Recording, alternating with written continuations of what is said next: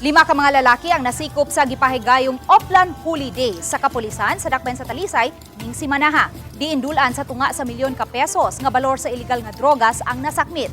Ang upat nasikop sa duha ka managlahing lugar sa dakbayan sa Talisay sa yuning simanaha, diin moabot sa 238,000 pesos ang nasakmit. Giila ang upat nga mga street-level individuals nga mga drug personalities. Samtang kagabi ila giila nga drug personality ang nasikop sa barangay San Roque, dakbayan sa Talisay.